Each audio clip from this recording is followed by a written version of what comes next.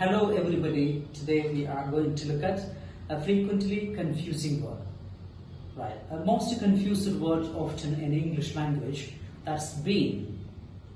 Alright, so I'll give some example here, so let's see what are the differences. Alright, so the first one, I've been to London. Okay, second one, I've been asked, and the third one, I have been waiting. You can see three beens here. I have been to London, and I've been asked, and I've been waiting. Alright, so let's see the difference. Okay, so I've been to London, meaning been is used to talk about a place that you have visited. I have been to London means that you have been to that places. You have visited that places, you have stayed that places. You're talking about your experience, especially that you have been to. So that been means you have stayed that place, you have visited that place. Alright.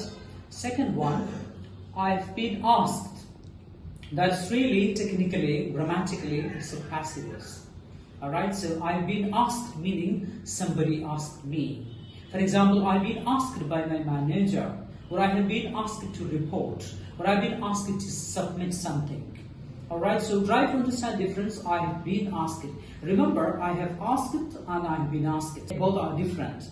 I have asked meaning I did it myself, and I have been asked meaning somebody asked to me. Alright. Finally, I have been waiting. That means we use it to talk about an action that started in the past and still going on at the time of speaking. For example, I have been waiting for you here for long, or I have been waiting for you for many years. Okay, that means an action started in the past, still going on at the time of speaking. So you could use this one in different ways. So remember, been is used in different ways. First one, I have been to a place to talk about your experience. For example, I've been to London, I've been to Paris, I've been to a dentist. Okay, you could also say that I haven't been. I have never ever been to London. Right, to talk about a place that you have visited, that you have stayed over there.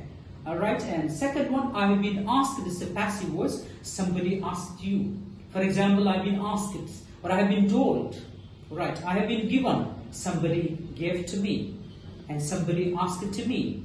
Alright, so that is the difference. And finally, I have been plus ing form of the verb. I have been writing, I have been preparing, I have been, waiting. So that means the particular action that started in the past still going on at the time of speaking. So try to understand the differences and make your English always better. So that's all for today.